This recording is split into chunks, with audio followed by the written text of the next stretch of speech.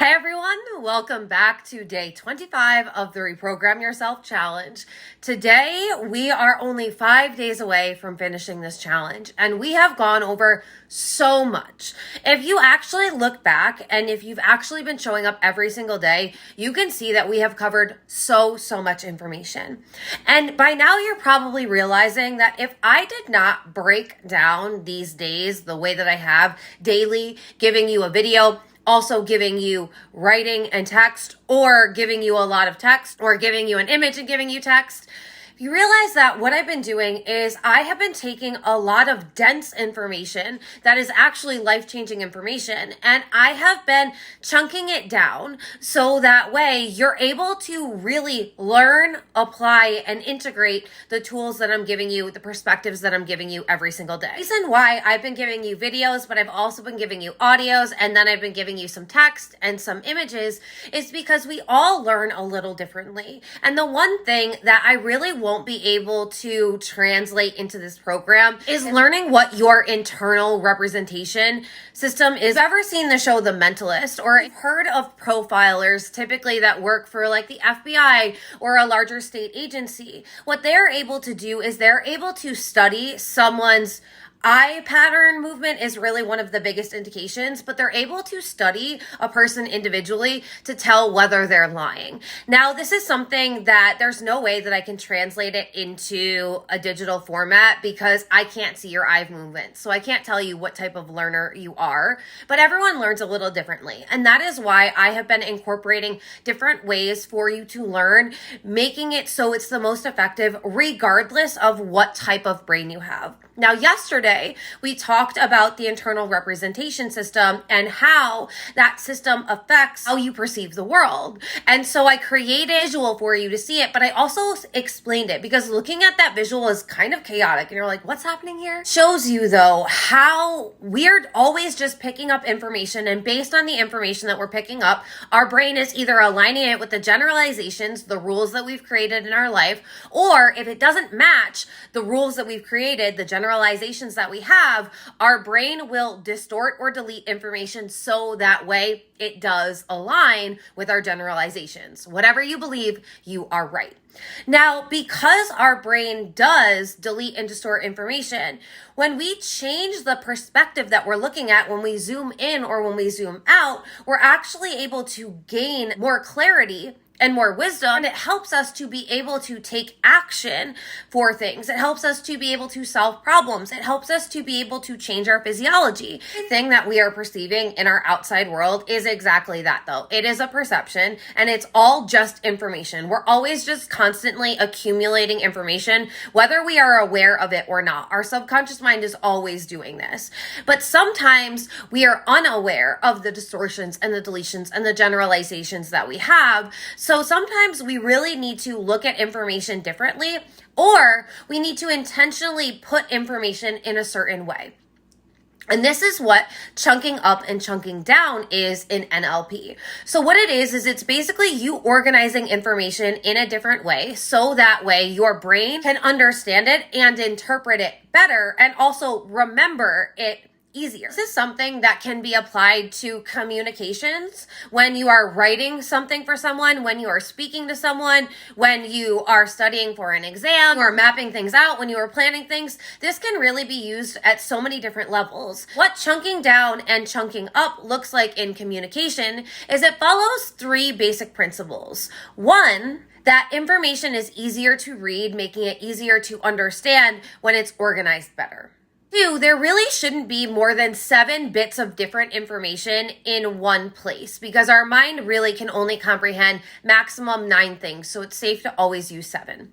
3, conveying information with specific details actually makes it easier to understand. So what does this look like? If you are communicating in writing, I want you to think about if you just read a book and you had to remember specific points in the book, if you had to remember specific things. Think about when you were in school and you were reading a textbook and then you would get tested on certain things.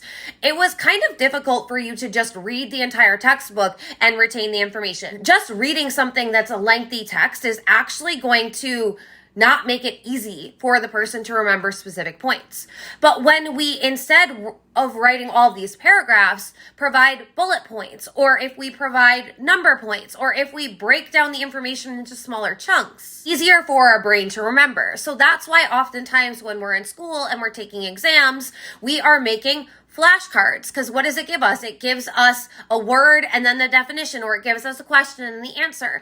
It gives us a smaller, zoomed in, chunking down way to understand the information, because we're not looking at all of the information, which would be chunking up. We are looking at and zooming in on very specific information, so that way it's easier for our brain to retain. About this program. Right now, this program, my notes are at over 40 pages. Like, I saw that last night and I was like, oh my God, that's perfect time for me to notice so I can mention this. If I had just handed you a 40-page paper and said, here, read this, do these exercises, understand this, this is how you can transform your life, would you struggle a little bit? And no shame, most people probably would, right? Because how are you supposed to gain all of these new perspectives and understand how to utilize them when you're reading them? And if it was like each day was a chapter, you would just be reading it and then there'd be a lot of information, and most of this is completely new information for you. So in order for you to actually understand it, you really do need to break it down, to chunk it down. And that's what I did over days. So far you've had 25 days where each day there's been a video, there's been an audio, there's been text, there's been a graphic, there's been something for you to learn on a very specific principle. And even though you can see there's some overlap in these ideas, if we were just adding one onto another and just compounding, you probably wouldn't be able to be experiencing as many transformations, because it would be a lot more for your brain to actually understand, and then you'd have to figure out how to interpret it yourself. So when we chunk down information, it allows us to remember it easier. It allows us to store it easier in our brain, that's zooming in on specific information. Now you can do this in writing through, like I said, numbering, bullet points, visuals, graphics, charts, using titles, having more paragraphs. Any way that you can break up information is going to make it easier for someone to understand. We do, like I said earlier, want to limit the bullet points, if we're using bullet points, to only 7 different pieces of information. If you're giving more than 7, it's not easy for your brain to store, because now you just have a lot of bullet points that somebody has to look at. Think about when you've made a to-do list and you have 1,000,001 things listed on it and you're like, oh, I don't know, I don't even know where to start. So sometimes chunking down is helpful when we get specific, but also sometimes chunking up is more helpful, where we go more broad. And it really depends on the situation, and it depends on the way that it will be most helpful for us. So when it comes to remembering information, that's when we want to chunk down, make it into smaller bits, make it less than 7, and make it so it's easy for people to follow. Remember that we've already talked about zooming in and zooming out a lot, and you've already seen and felt and experienced the results of this by changing your perspective, because zooming out and zooming in changes your perspective, so that way you're able to navigate the information, navigate the situation differently. You're able to see more perspectives. You're able to find more solutions. You're able to see more opportunities, because you are changing the perspective in which you are viewing something. And that's what chunking up and chunking down does. Chunking down goes from broad to specific, where chunking up goes from specific to broad. And again, this is going to vary based on the situation, but you'll see once you do start playing around with this, how helpful it can really be. Let me give you some real life examples, some real world examples, so that you understand tangibly how you can start applying chunking up and chunking down in your everyday life. If you're feeling overwhelmed, it's typically because you need to chunk down. Now, that saying, making a mountain out of a molehill, that's what a lot of people do. And when a lot of people feel overwhelmed, they aren't taking action because they just don't know where to start. And ultimately, the only way that you can really accomplish something is just by starting, right? And taking some steps. But if we are in analysis paralysis, where we just don't even know, we've got too many options, it's really because we are looking at it from such a broad lens. And while that's great to see all of the different angles, when we want to take specific and tangible steps and actions, that's actually not where we would want to go. We want to zoom in. Instead of looking at everything, looking at all of the angles, we are going to zoom in on a specific area, and then we're going to make tangible action steps that we can take, so that way we can move through one specific area, and then once we cross that off, we can zoom into another area and we can make action steps and we can start doing it.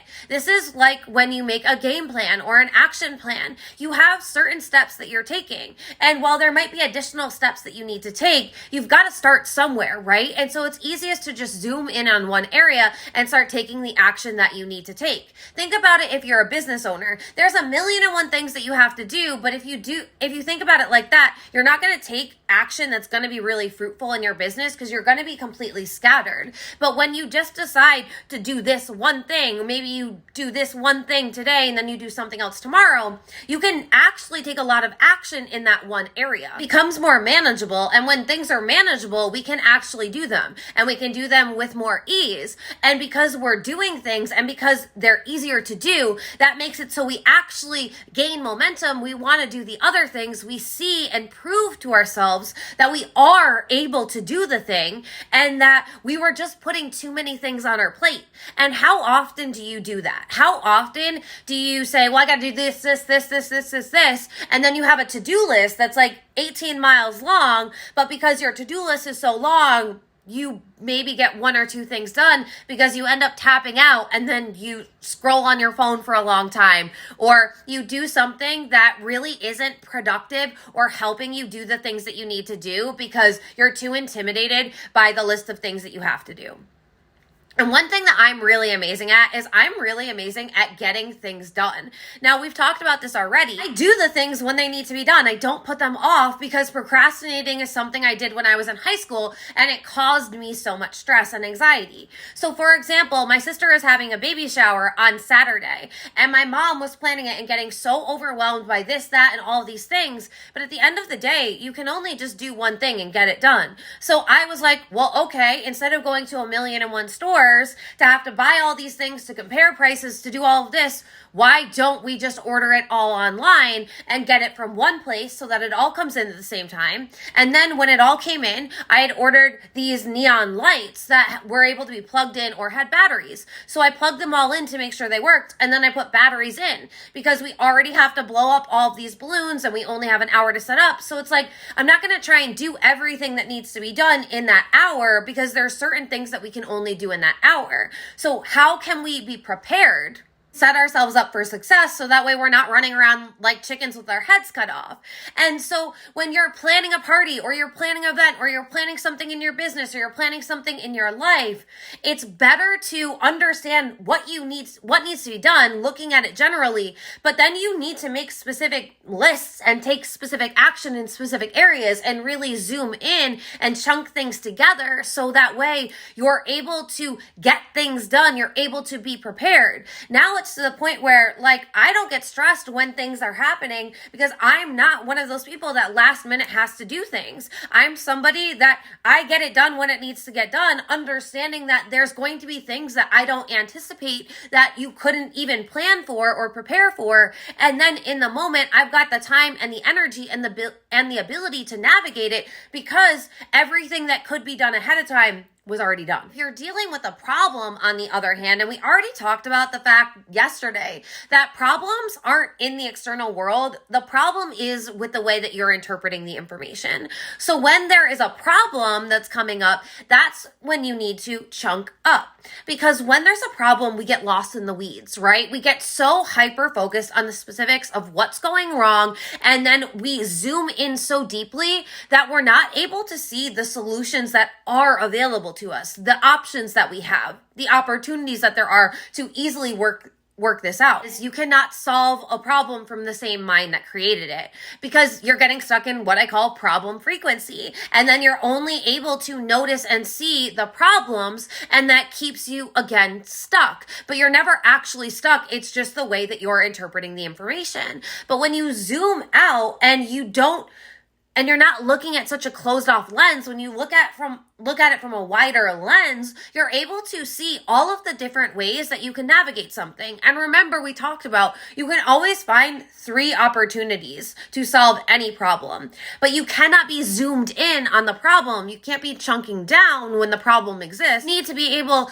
to chunk up so that way you can look at it from a different perspective, look at it from a different frequency, and see how you can navigate it differently. This is something that is really great to have in your toolbox if you are in a miscommunication with somebody, if you are getting into a fight with a family member or an argument with your specific person, if you are having some turbulence with communication. Remember, one of the presuppositions of NLP is you can just communicate it differently. If there is a miscommunication, if there's a problem with communication, it's just because of the way that you communicated it.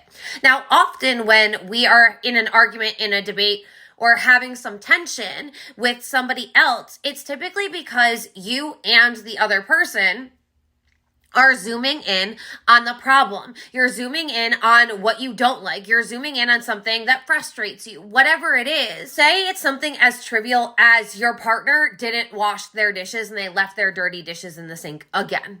Sets you off because you've said so many times that you would really like to come home from work and not have any dirty dishes in the sink. You're so busy. You're able to do your own dishes. Why can't they?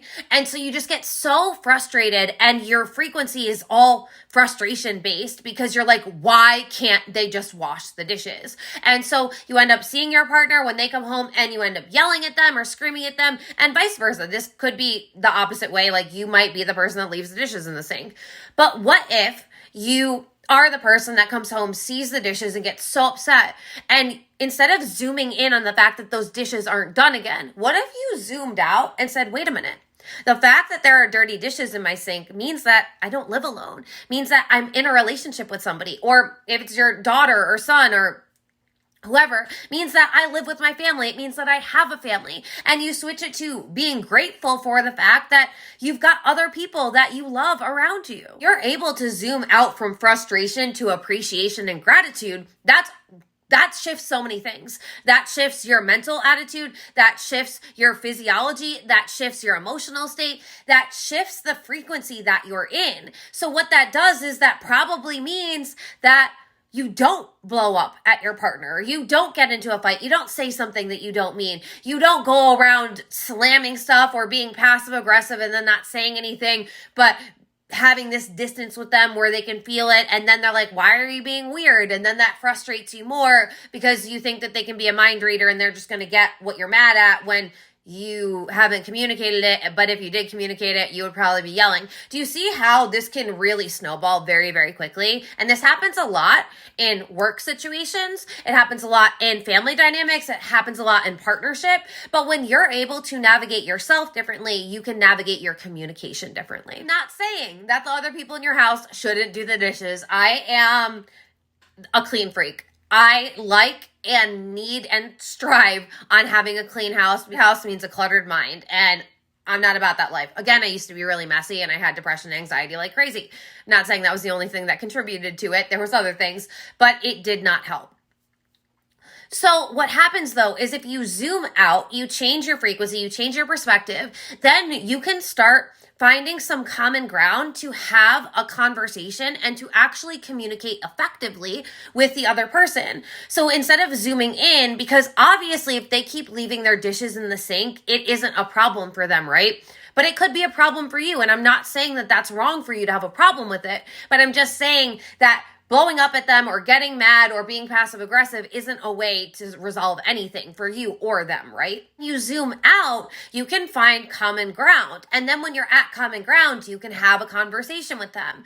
So maybe when you're having dinner that night, explain, when I come home from work, I'm really tired and exhausted, and I would just love not to have anything else on my plate because when I get home from work, I just want to be able to relax for a minute. And the second that I walk in and I see a mess, it really does frustrate me and bother me, and I don't want to be so upset with you or so frustrated and in a bad mood when I come home. I really want to appreciate and value our time together. So what can we do so that way this isn't a problem anymore? Maybe it's you start using the dishwasher dishwasher. Like maybe you have a dishwasher and you don't use it. Your child, maybe you end up making a chore chart or something. You see how, even through talking this out with you, this is a made up scenario that I just picked out because I'm looking at dishes right there that I wash every single day. And it's like, well, I've already come up with multiple solutions that could be done. But if I was frustrated about the dishes and I just wanted to smash the dishes, that wouldn't really help us at all. So do you see how sometimes you do want to zoom in, but other times you want to zoom out? And when it comes to with problems and communications, you can always zoom out. And the same can be done if you're at work or in your business. You can find common ground with the person so that way you can map out solutions. Another time that you're going to want to chunk up is if you're feeling blocked in an area. Now, I do not allow my students, my clients, or people in my community to say that they're blocked because you're not. You're not blocked. It's just the way that you are perceiving the information is making you feel blocked. And because you then keep telling yourself that you're blocked and you keep feeling into the block energetically and in your body and in your mind, you are compounding the fact that you feel blocked. But at the end of the day, feeling blocked just means you've gone too narrow and too specific on a certain area. And because of that, again, you're not able to see the solutions. You're not able to see another way of doing it.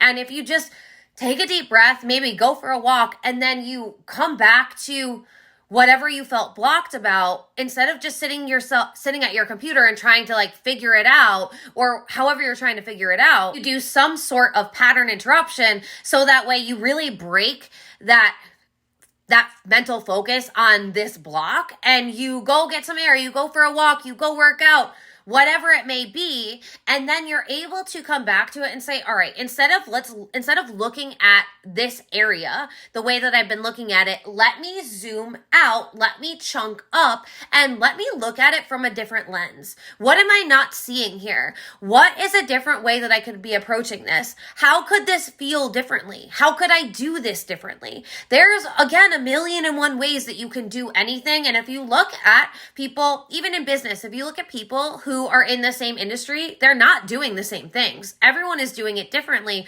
because they've realized what works best for them. And oftentimes when you feel blocked, you're probably trying to do it in a way that somebody else told you to do it, but it doesn't actually work best for you. You chunk up and you give yourself a wider perspective, or you give yourself the licensing to do it differently, then you're able to actually move the resistance that you have, which is going to make it so you don't feel blocked anymore. Then you're going to actually be able to see other options, other solutions, other ways of doing it. And then you actually start feeling excited about doing it that way because you're no longer approaching it from that problem frequency where you feel like you don't know how to take action because you did this and that and it didn't work and la la la. Stop focusing on what has happened and where you're currently at. Start zooming out and seeing different ways that you could do it. Start seeing different ways that it could go for you. Start getting excited about how there's so many options available and there's so many different ways to do it and there's so many solutions available for you. And then you're not going to feel blocked. You're going to feel excited. See how powerful, even with those few examples that I gave you, chunking up and chunking down is? It is something that you can use in your own life anytime. And it's also something that you can use in business. It's something you can use in your relationships. It's something that you can use in your partnership. It is a tool that you can always use so that way you can navigate your life easier. You can actually feel better. You can actually be more solution oriented, and you can actually accomplish things faster because of the way that you're approaching things and because of your ability to change your perspective without getting lost in the sauce. So as always, let me know how this one went for you. I'm so excited to hear how this one really changes your life. I know that this one you might have to actually have some real world examples to move through so that way you can really apply it. But I also know how powerful this is just with the shifts and the perspectives from today's lesson alone. So I'm so excited to hear from you, and I will see you tomorrow for day 26.